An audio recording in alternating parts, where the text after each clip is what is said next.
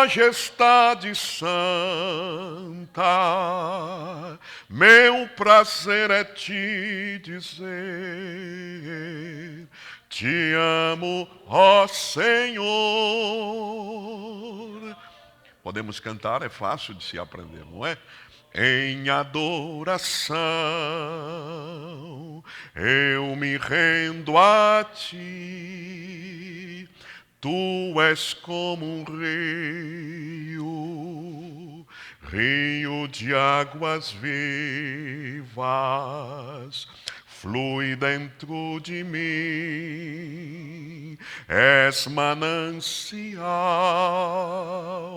fonte inesgotável, traz vida ao coração. Como o rei Davi, eu quero te louvar. Minha alma canta a ti, Senhor, em adoração. Digno és de louvor, majestade santa, meu prazer é te dizer, te amo, ó Senhor. Graças a Deus. João capítulo 4, nós vamos ler versículo 23 e 24. João capítulo 4, versículos 23 e 24. O que diz? Mas a hora vem, e agora é, em que os verdadeiros adoradores adorarão o Pai em espírito e em verdade. Porque o Pai procura a tais que assim o adorem. Deus é espírito, e importa que os que o adorem em espírito e em verdade. Amém. Queridos irmãos, ontem, introdutoriamente, nós estivemos pensando com os irmãos sobre a definição dos termos culto, liturgia, louvor. E precisamente hoje vamos pensar um pouco na palavra adoração.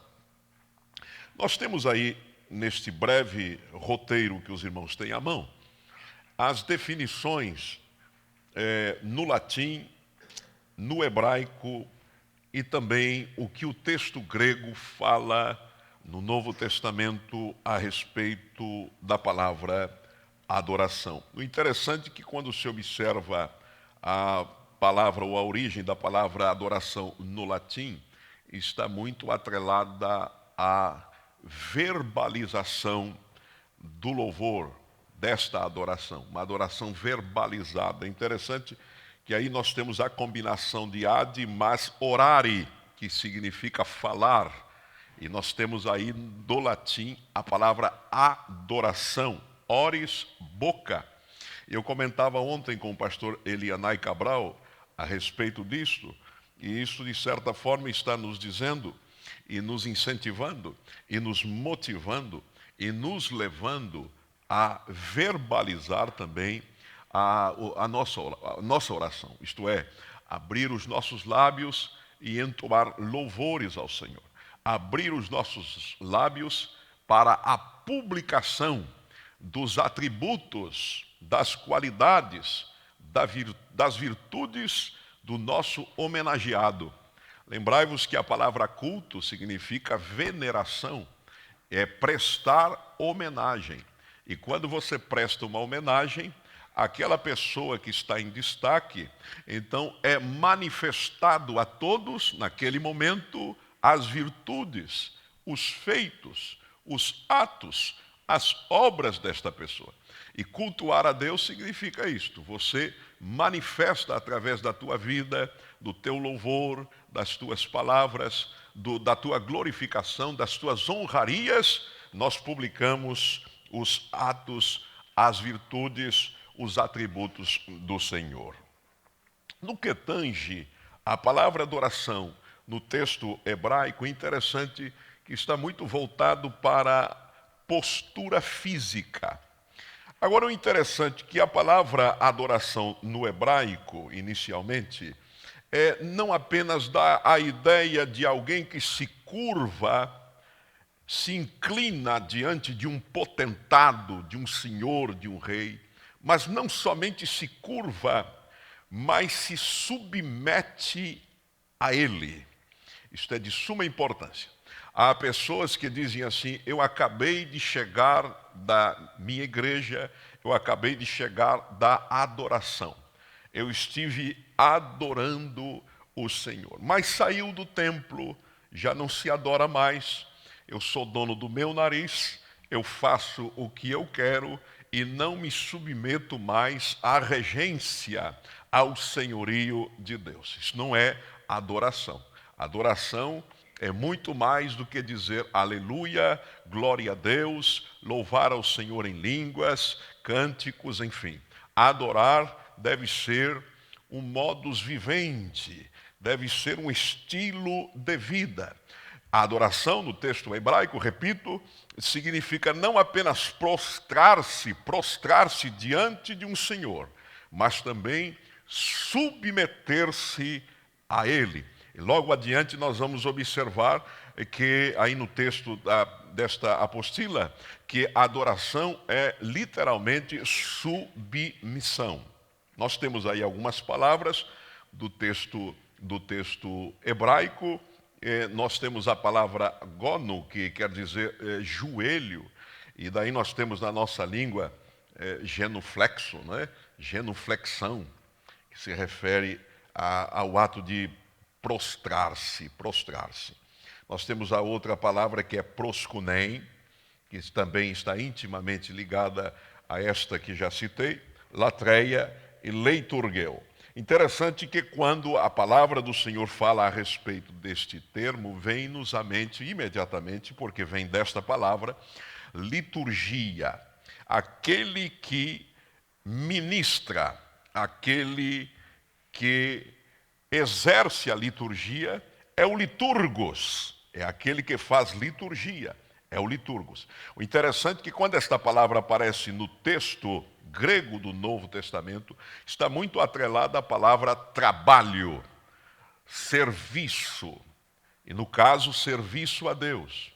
Paulo, ministrando aos santos, eram liturgos, assim como todos os demais apóstolos.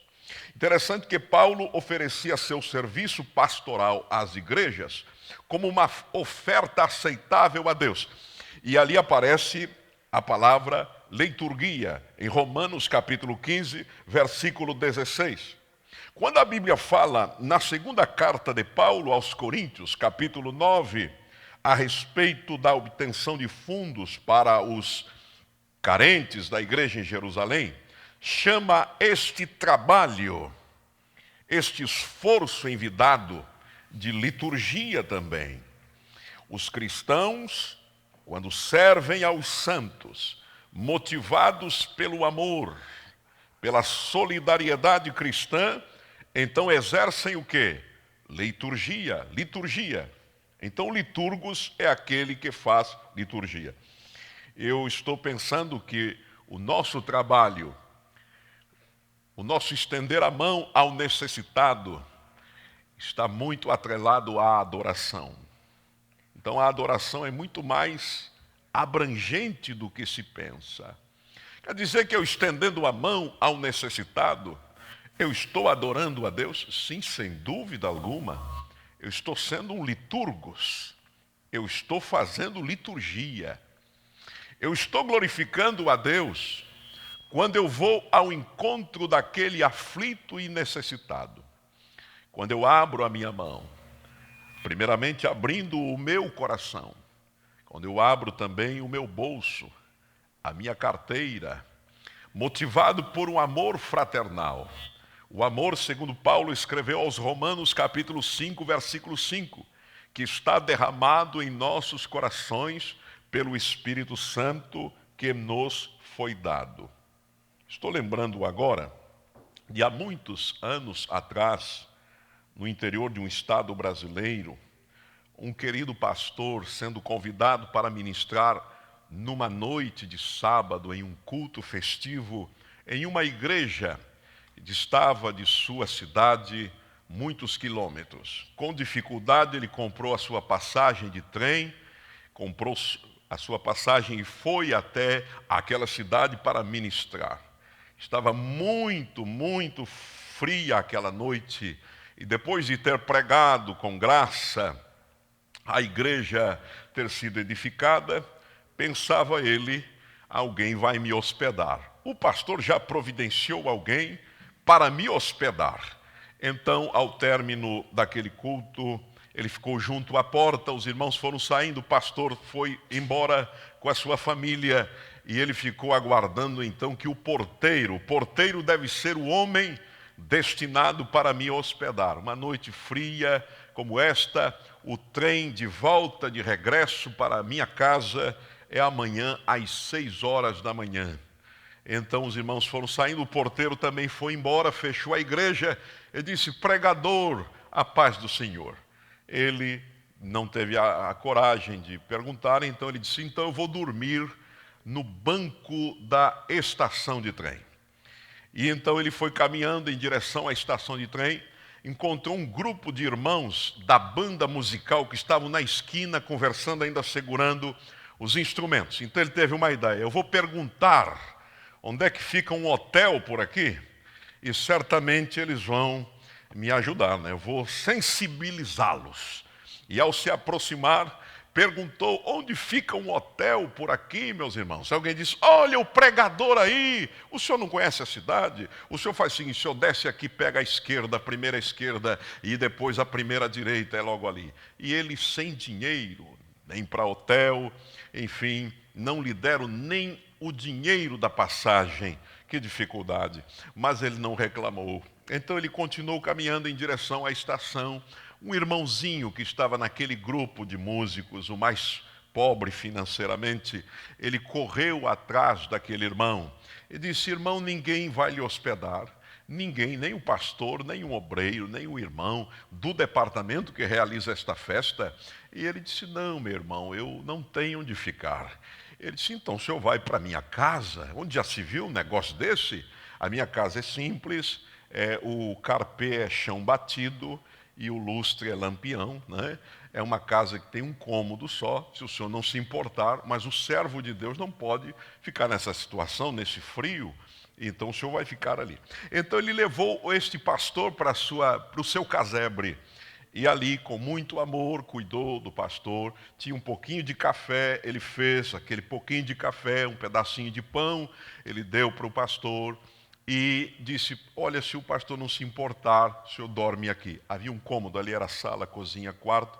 Ele notou que as crianças estavam dormindo assim num canto, no chão, e ele disse: o senhor dorme nesse colchão aqui, o senhor não se importa? Deu um cobertor para ele, o que tinha ele deu, e enfim... De manhã, ele despertou o pastor, lhe deu o restante do café, acompanhou até a estação de trem, abraçou o pastor e disse: vai com Deus, meu irmão, vai com Deus. Os anos foram se passando, 20 anos aproximadamente, 20 anos. Esse mesmo pastor, foi ministrar em uma cidade muito grande daquele estado, e chegando ali, terminando de ministrar, no término do culto, vem um irmão na sua direção. E o irmão diz: pastor, o senhor lembra de mim? Muito bem vestido, muito bem trajado. E o senhor lembra de mim? Eu disse: não, eu estou querendo me lembrar, mas não consigo. Eu sou aquele irmãozinho que lhe hospedou naquela noite fria, quando ninguém lhe socorreu, quando ninguém lhe estendeu a mão. O senhor está lembrado? Aí o pastor disse: oh, que maravilha, meu irmão, que maravilha. Aí o irmão disse: olha, pastor, Deus me fez prosperar. Eu sou um fazendeiro, tenho algumas fazendas, e uma fábrica também, e Deus tem me prosperado grandemente, mas continua ainda ministrando aos santos, continua ainda mais e mais ajudando a obra de Deus, sustentando missionários, enfim. E Deus tem me prosperado. O pastor sorriu, abraçou aquele irmão. Antes do irmão sair, ele disse: irmão, eu estou intrigado há mais ou menos 20 anos com uma coisa. Veja bem, a sua casa tinha um cômodo só, era um casebre naquela altura. E eu notei que depois que o irmão me pôs deitado, ali naquele pequeno colchão, o senhor e a sua esposa desapareceram. O senhor foi posar na casa do vizinho para dar o lugar para mim? Disse, não. O senhor, então, foi na casa de um parente? O senhor veio na igreja dormir? Porque eu não vi mais o senhor e sua esposa. Aquele irmão sorriu e disse, pastor, não tinha para onde ir, mas o senhor tinha que dormir, o senhor tinha que descansar. Então, nós não tínhamos onde deitar, porque cedemos o nosso espaço, a nossa cama para o pastor, a honra, a alegria de receber um profeta em nossa casa. Então, eu fiquei do lado de fora do casebre, pegamos um banco de madeira que tínhamos lá, eu me assentei com a minha esposa e ficamos conversando assim, bem baixinho para não incomodar o senhor, até que o dia amanhecesse, para que o senhor pudesse repousar. Oh, que cena tão linda, não é? E o pastor o abraçou e disse, oh, meu irmão. É comovente isso, não é? Tem gente assim. Glória ao nome do Senhor. São os liturgos, não é? Que adora a Deus com todo despreendimento, porque faz liturgia. Não somente no ambiente do culto coletivo, não somente no momento da música, do louvor, do serviço sagrado na casa do Senhor, mas no dia a dia eles estão fazendo e prestando liturgia, isto é, eles estão adorando a Deus com o seu serviço santo, o seu serviço sagrado. Glória ao nome do Senhor. Vamos ao outro ponto. Qual é o propósito singular da criação do homem? Eu vou tomar aqui Isaías capítulo 40, versículo 22. Isaías 40, versículo 22 diz que o Senhor, Ele é o que está sentado sobre o globo da terra. Outra tradução diz, sobre a redondeza da terra, cujos moradores são para Ele como gafanhotos. Meus irmãos, Ele olha para todos nós e para todos os habitantes da terra e diz, são gafanhotos. Eu estou pensando, irmão, que eu quero ser o gafanhoto não daninho, não é? Mas um gafanhoto, um louva-a-Deus. O louva-a-Deus, não é? O louva-a-Deus.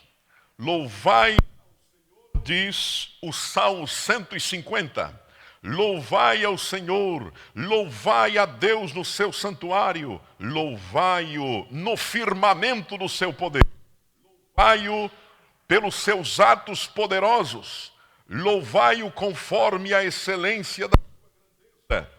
Versículo 6.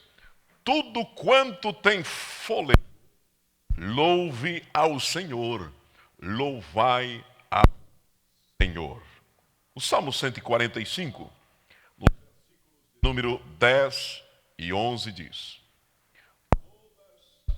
as tuas obras te louvam, ó Senhor, e os teus santos te bendirão. Versículo 11. Da glória do teu reino, matarão o teu poder. Nós sabemos, adoramos ao Senhor pelo que Ele é, mas nós o louvamos pelo que Ele faz. Entendamos que fomos criados para dizer aleluia, para louvar o precioso nome do Senhor. Tudo em fôlego, louve ao Senhor.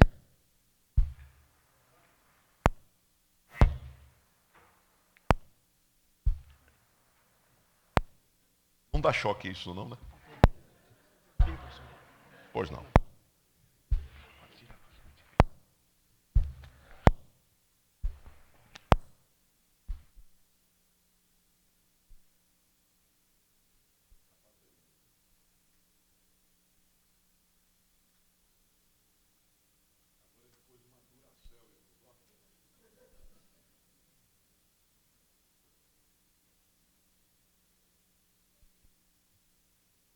Lembra daquela propaganda lá do Brasil do coelhinho, que tinha Duracell? Maravilha, hein?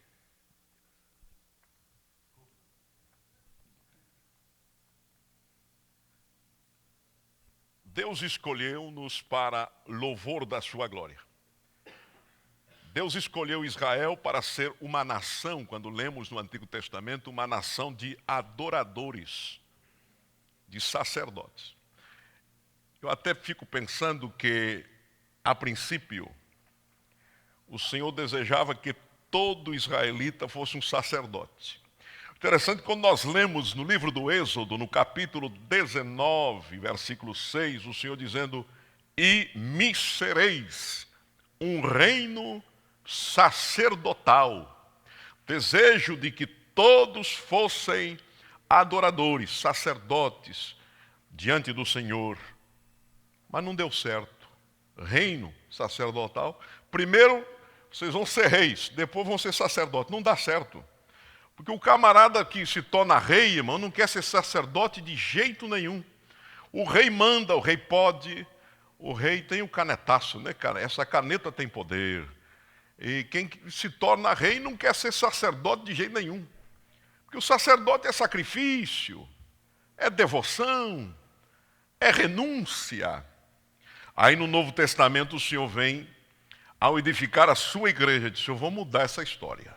Vou mudar.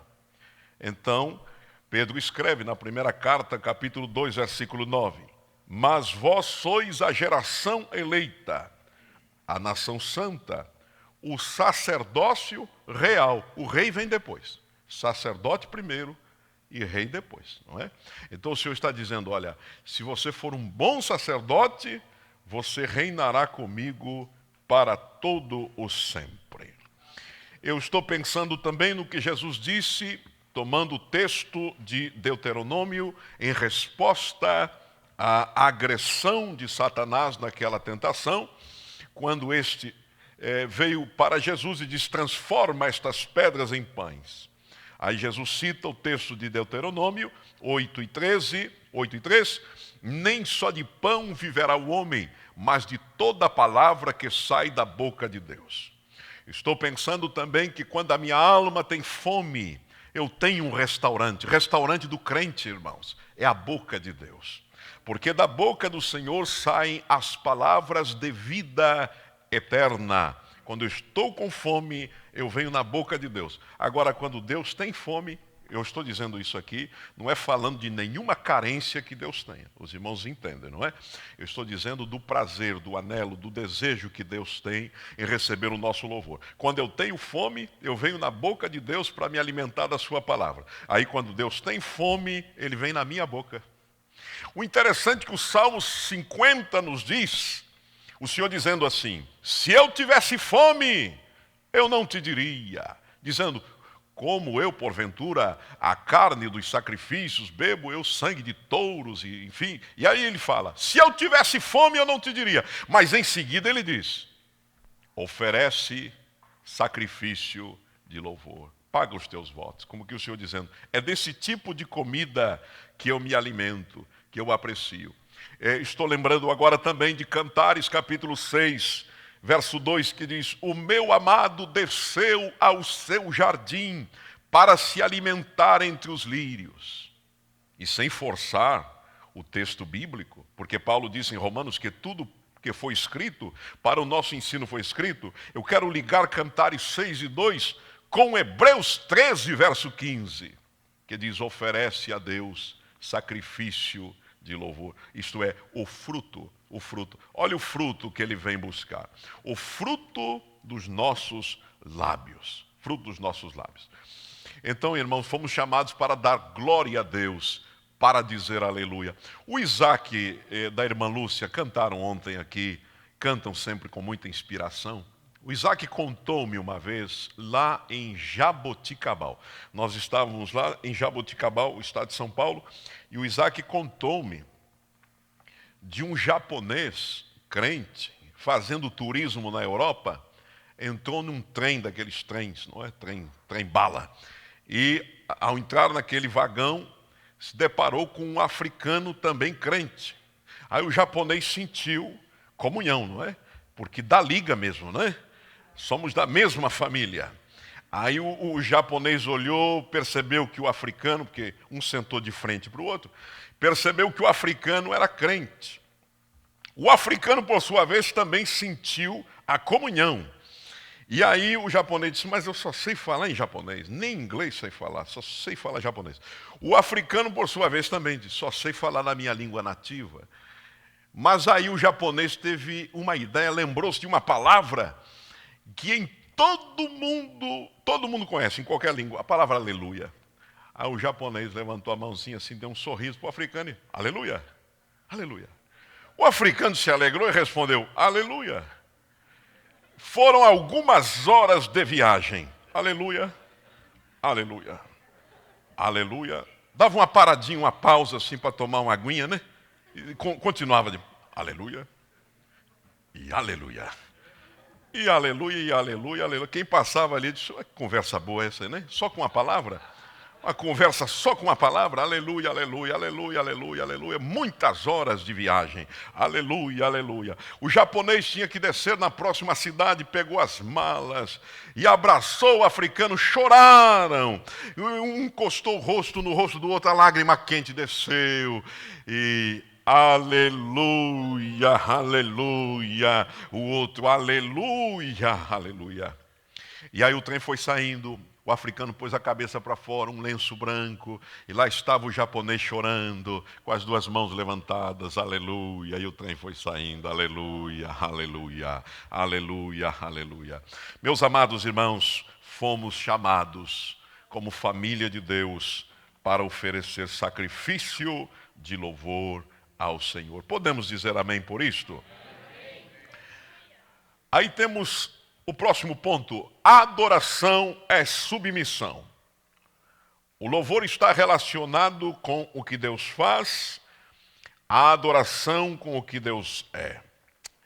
É exatamente neste ponto que nós mais falhamos. Tudo porque, repito, a definição do texto hebraico da palavra adoração, curvar-se diante de um Senhor, não só curvar-se, não somente prostrar-se, mas submeter-se a Ele. Jesus disse com muita propriedade para Satanás, só ao Senhor adorarás e só a Ele servirás. Meus irmãos, não temos dificuldade de aceitar o Senhor como Salvador. Lucas 19:10. Ele veio buscar e salvar o que se havia perdido. Nós não temos dificuldade de tê-lo como médico. Nós o queremos como médico, médico dos médicos. Aquele que sara as nossas enfermidades, conforme lemos em Êxodo 15:26. Jeová Rafá, Senhor que nos cura, que nos sara. Nós apreciamos as promessas de cura divina, como por exemplo o Salmo 107:20, o Senhor enviou a sua palavra e os sarou e os livrou da sua destruição. Salmo 103, é Ele que perdoa todas as tuas iniquidades e sara todas as tuas enfermidades. E Isaías 53, não é? Pelas suas pisaduras fomos sarados. Então, não temos dificuldade, amamos esta mensagem. O nosso provedor, Salmo 23. O Senhor é meu pastor, nada me faltará. A gente gosta tanto de Ageu 2:8, não é? Assim diz o Senhor, minha é a prata, meu é o ouro. E a gente vai nos cultos tem culto para todo gosto hoje, né? 7 batidas na porta da graça, culto da chave da vitória, culto da bênção e por aí vai, não é? Então a gente gosta, né? Receba, receba, receba, receba. Encontrei um irmão há dias atrás e disse, pastor, estou tão cansado desse culto do receba, porque receba, receba, eu saio vazio, não entendo, né? Eu saio vazio. Mas o Senhor, Ele é provedor. Nós sabemos que Ele é provedor. Não temos dificuldade em tê-lo como provedor. É uma bênção, o queremos. Mas qual é a nossa maior dificuldade? É tê-lo como o Senhor absoluto da nossa vida. Aí está o grande problema. E muita gente não quer o Senhor como Senhor, quer como ajudante. Ele tem o Senhor uma espécie de sal de fruta eno. Passou mal, sal de fruta. Ou vê o Senhor como uma porta de emergência, não é? Porta de emergência que você vê nos aviões, nos trens, nos ônibus. Em caso de emergência, diz aquela placa, não é? quebre o invólucro vermelho, puxe a alavanca e a porta se abrirá automaticamente. Mas, meu querido, o nosso Deus é o Senhor de tudo e de todos. Ele não quer ser apenas o nosso ajudante. Eu estava lendo um texto do saudoso, do querido Tozer, pastor canadense, que escreveu algo interessante sobre isto. Então Tozer disse o seguinte: a posição atual de Cristo em muitas igrejas hoje pode ser comparada à de um rei numa monarquia limitada, isto é, de sistema parlamentarista, quando o rei, mesmo sendo festejado, lembrado e aplaudido, não passa apenas de um símbolo da nação, como a bandeira, como o próprio hino. E nas grandes comemorações do reino, este rei é festejado, este rei é celebrado. Ele é lembrado nas datas importantes da nação, mas a sua autoridade na prática de rei é insignificante. E quando o rei passa com a sua carruagem, então ele é aplaudido, todos dizem: vivas ao rei, temos um rei. Nós temos o orgulho de ter um rei. Nas grandes decisões, no entanto, não é ele que decide. É o primeiro-ministro com o parlamento. Então eu fico pensando, irmãos, no dizer aqui de Tozer, que isso em muitas igrejas acontece com Jesus. Ah, mas ele reina. A gente fala dele do início ao final do culto. Podes reinar, Senhor Jesus, aqui. E cantamos. E nós puxamos o nosso inário e cantamos: grandioso és tu, Senhor, Senhor dos senhores, Rei dos reis. E oramos no nome dele e falamos dele, tudo no nome dele. Mas nas decisões, quem decide sou eu. Quem decide somos nós. Isso é, ele reina, mas não governa. Será que isso não está ocorrendo conosco hoje? Nós oramos, pregamos, cantamos, tudo no nome do Rei.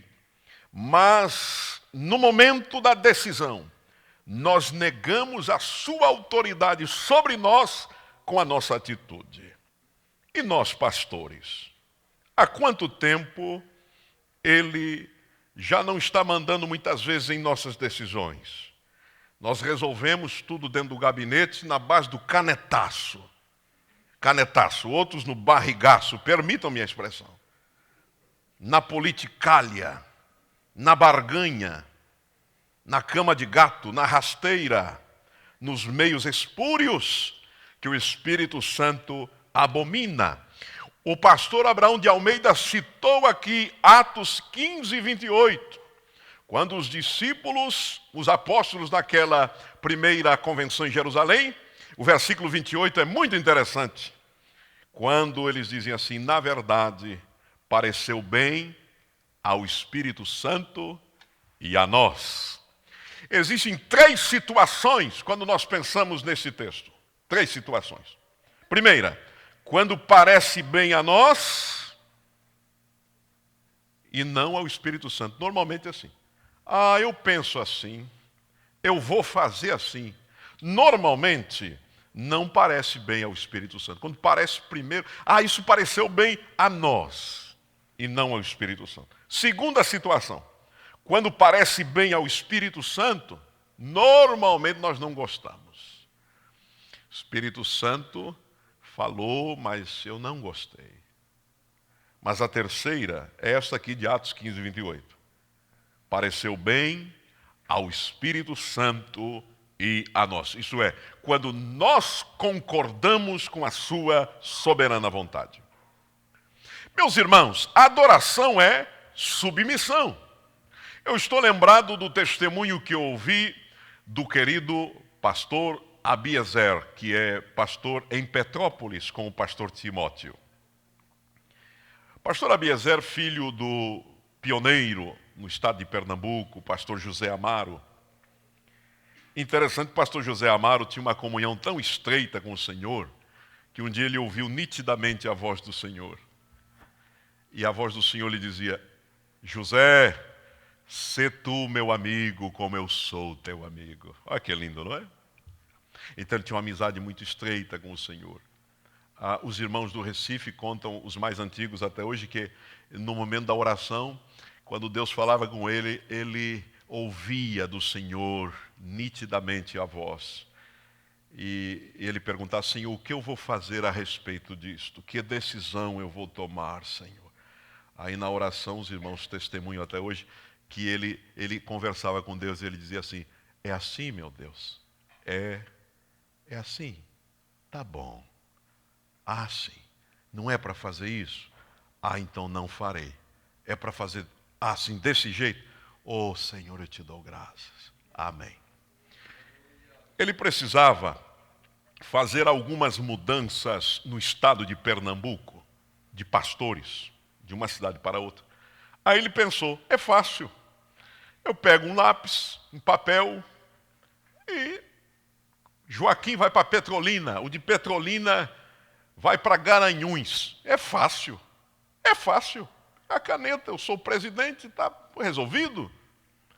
Mas José Amaro nunca pensou assim. Ele disse para sua esposa: eu preciso dos nomes e a revelação de Deus. E 11 horas da noite ele dobrou os joelhos e começou a orar. E disse: Senhor, dá-me a revelação. Dá-me a revelação. Dá-me a revelação. Eu preciso da tua orientação, me ajuda. Quando deu 7 horas da manhã, nenhuma resposta. Ele levantou-se, lavou-se, foi para o templo no Recife para atender a obra de Deus. Sua esposa disse: você está cansado, homem? Vai dormir. Ele disse: não, tem coisas para ver, obras, construções, irmãos para serem atendidos. Depois teve o culto à noite. Ele estava muito cansado, mas ele voltou para a batalha da oração. E disse: você não se incomode comigo, disse para a esposa. Começou a orar 10 da noite e foi até as 7 da manhã do outro dia. Nenhuma resposta. Foi para o expediente, trabalhou aquele dia, atendeu visitas, pregou à noite outra vez numa congregação. Voltou, o corpo estava cansadíssimo, esgotado. Mas ele disse para a esposa: o Senhor ainda não me respondeu. E eu tenho que buscá-lo esta noite, mais esta vez.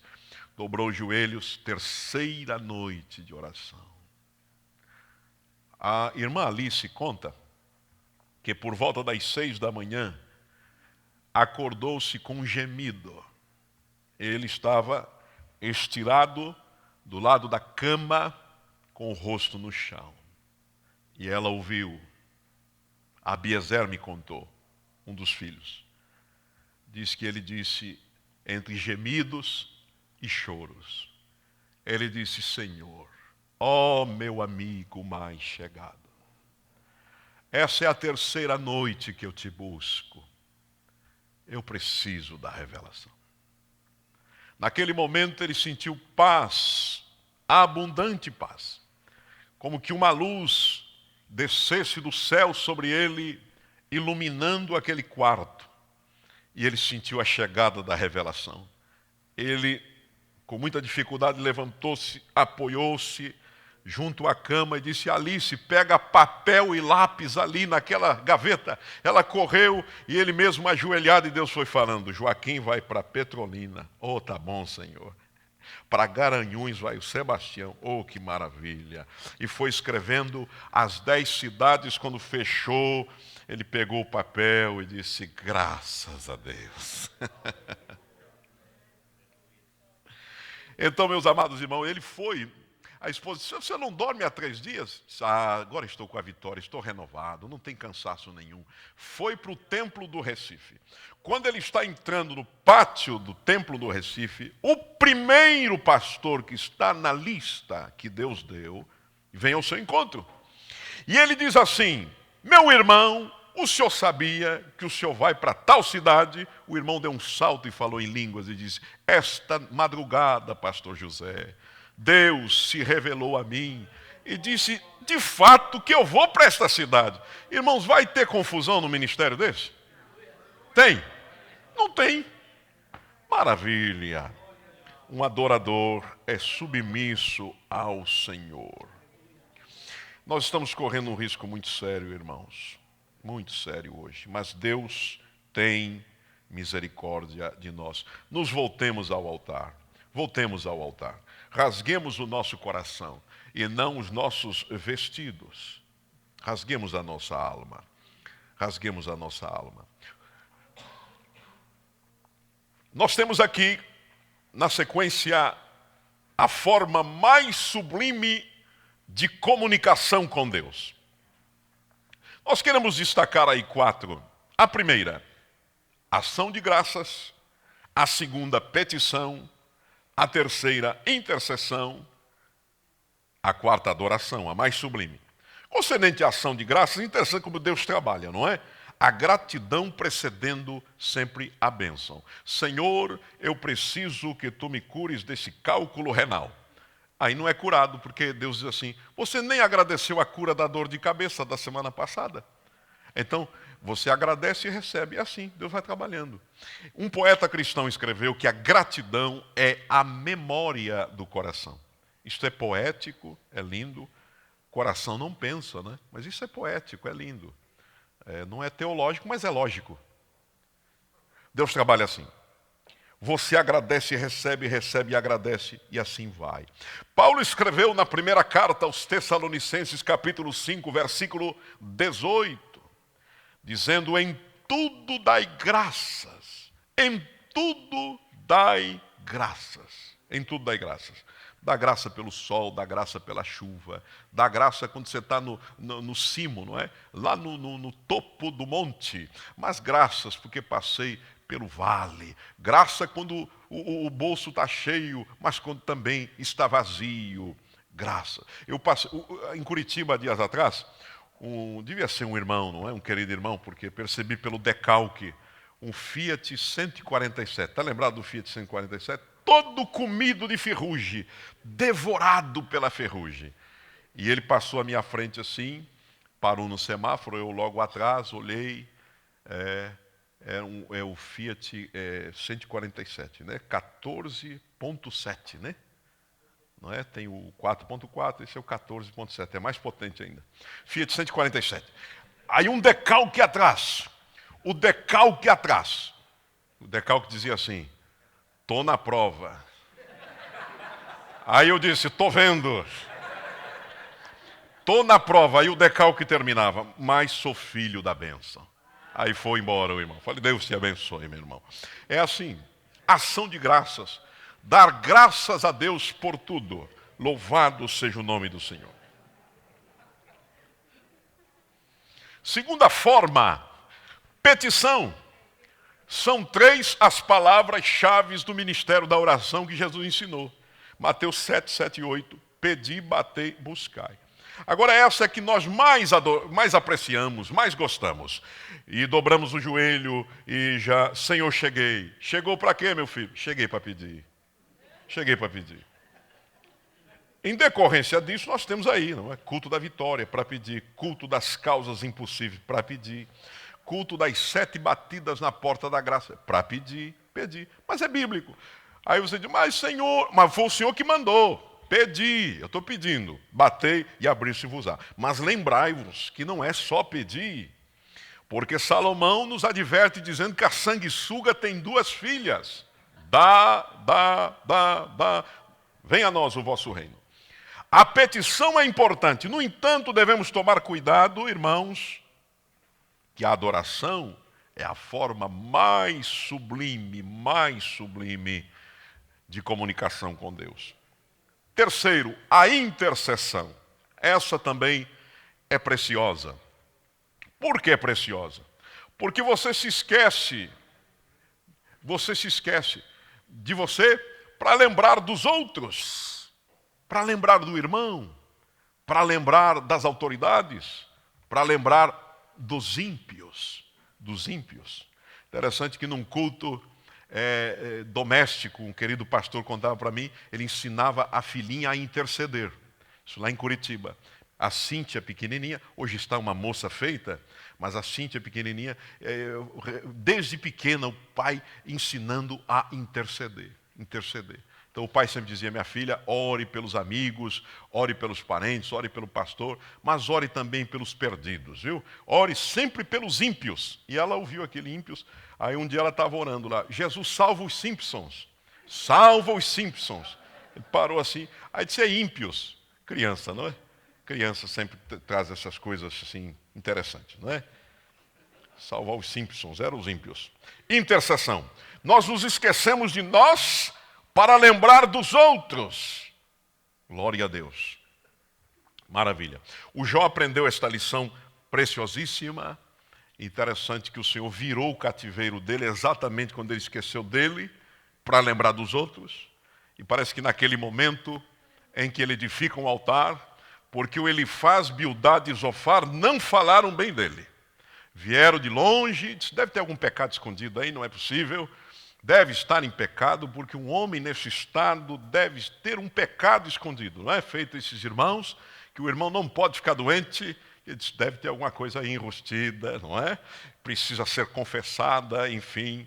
E feito aquele irmão que vai para consolar o doente, não consola, ainda fala mal. Aquele irmão que foi visitar o outro, e quando no momento da oração, ele querendo o mal do irmão, mas no momento da oração ele pensando, né? Senhor, Senhor, o teu servo está cada vez pior. E aí ele está piorando. E se ele não melhorar, que não vai melhorar. E se ele piorar, já está piorando. E se não se levantar dessa cama, que pelo jeito não levanta. E se morrer, já está indo. Os amigos de Jó eram assim, desse jeito. Era desse jeito os amigos de Jó. Mas naquele momento Jó pega aquelas pedras e levanta o altar. E diz a Bíblia em Jó 42:10 que Deus virou o cativeiro de Jó quando ele orava pelos seus amigos. Certamente ele pensou, esses camaradas que falaram mal de mim, mas eu vou falar bem deles. Senhor, abençoa Zofar, Bildade, Elifaz. Derrama a tua graça sobre eles. E aí o Senhor virou o cativeiro. Porque disse, olha, ele lembrou dos outros, se esqueceu dele. Sabe o que eu vou fazer? Eu vou abençoar a ele e os outros também.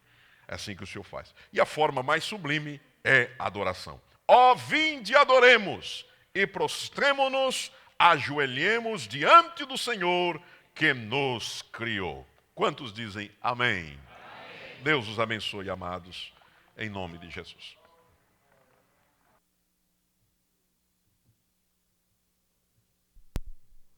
Amém? Graças a Deus.